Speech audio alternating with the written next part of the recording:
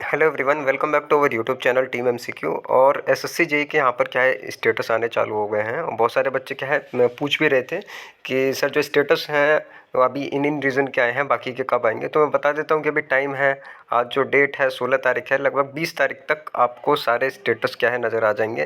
जैसे कि 10 दिन पहले क्या है ऑलमोस्ट आ जाते हैं। तो किस किस का आ गए हैं नीचे क्या है लिंक आपको मिल जाएंगे। नॉर्थ का आ गया है, नॉर्थ ईस्ट का आ गया है और केकेआर का आ गया है, ईस्टर्न रीजन का आ गया है। और अभी जो रिसेंट में आया है आप यहाँ पर देख सकते हैं नॉर्थ रीजन का क्या है स्टेटस आया है। यहाँ पर आप क्या है जाकर देख सकते हैं इंस्ट्रक्शंस वगैरह जो भी हैं वो यहाँ पर हैं। और पेपर एक शिफ्ट में होगा, दो शिफ्ट में होगा, ये कन्फ्यूज़न था। तो मैं बता देता हूँ पेपर एक ही शिफ्ट में होगा सभी का, चाहे किसी का रीज़न कोई सा भी हो।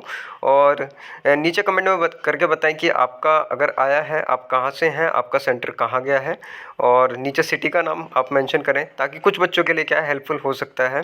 और रिगार्डिंग प्रिपरेशन मैं यही बोलूँगा कि सारा अगर पढ़ पढ़ लिया है और अगर कुछ चीज़ें अभी पेंडिंग हैं, लाइक आप प्रीवियस ईयर जो एसएससी का कंप्लीट कर ही चुके होंगे, लेकिन अगर ईएससी के कुछ क्वेश्चंस बचते हैं तो नई चीज़ें अभी ना करें।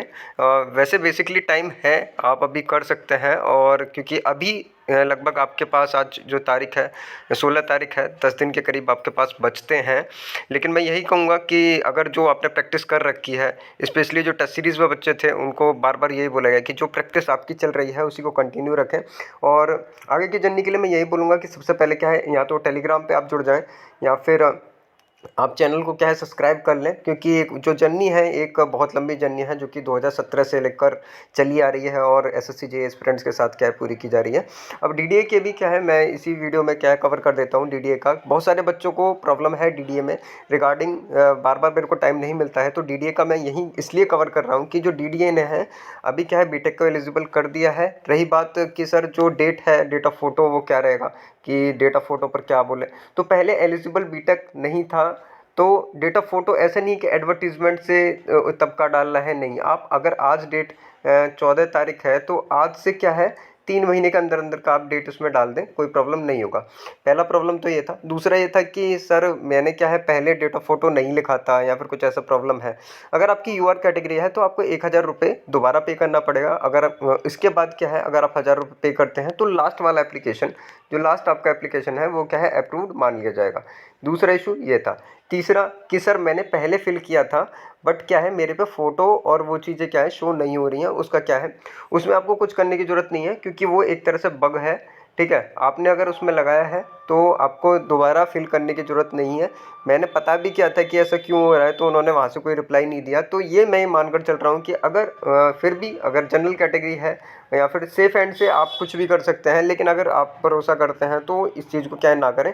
आपके 1,000 रुपये क्या है एक तरह से वेस्ट जाएंगे, या फिर आप अपने एंड से देख सकते हैं। लेकिन मैं यही बोलूँगा कि एक तरह से बग हो सकता है। चौथी प्रॉब्लम कुछ कैटेगरी वाले की, सर मैं दिल्ली से है, ओबीसी का सेंटर का स्टेट का कहाँ से बनेगा। तो इसके बारे में क्या है थोड़ा कम इन्फॉर्मेशन है मेरे पास, स्पेशली कैटेगरी वाले में।